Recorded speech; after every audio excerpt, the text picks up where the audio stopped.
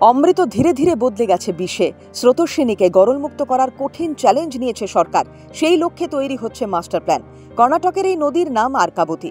একসময় এতে প্রবাহিত হতো কাচের মতো স্বচ্ছ পরিষ্কার জল, যা পানীয় হিসেবে ব্যবহারের ক্ষেত্রে কোনো সমস্যা ছিল না রাজধানী বেঙ্গালুরুর বাসিন্দাদের। এখন সে সবই ইতিহাস।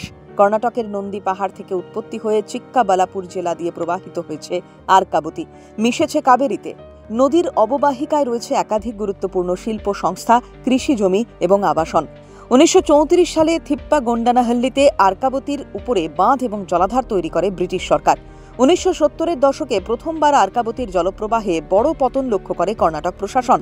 ওই সময় থেকে ধীরে ধীরে বেঙ্গালুরুতে বাড়তে থাকে জলসংকট।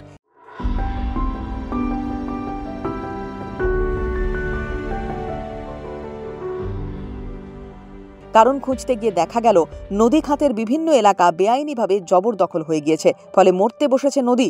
21 শতকের গোড়ায় দ্বিতীয় বিপদটি টের পায় কর্ণাটক প্রশাসন। আরকাবতীর জল মাত্রাতিরিক্ত দূষিত হয়ে গিয়েছে। আরকাবতীকে নিয়ে করা সমীক্ষায় জানা যায়, নদীটির জল বিষিয়ে যাওয়ার মূল কারণ হল শিল্প সংস্থা থেকে বেরিয়ে আসা রাসায়নিক বর্জ্য। বর্তমানে আরকাবতীর উপরে ছোট বড় মিলিয়ে রয়েছে 400-র বেশি অস্থায়ী বাঁধ। উন্নত সেচ ব্যবস্থা গড়ে তুলতে সেগুলি তৈরি করেছে স্থানীয় কৃষক সমাজ। কিন্তু এর জেরে দিন দিন নেমে গিয়েছে নদীর জলস্তর। এই সবকিছুর জেরে আরকাবতীর জল মুখে তোলার অযোগ্য হয়ে গিয়েছে। সবসময় তার থেকে বার হয় উৎকট গন্ধ। সম্প্রতি নদীর পুনরুজ্জীবনের জন্য একটি মেগা প্রকল্প ঘোষণা করে কর্ণাটক সরকার। আরকাবতীকে পুনরুজ্জীবিত করতে প্রথমেই একটি উচ্চ পর্যায়ের কমিটি তৈরি করা হয়েছে।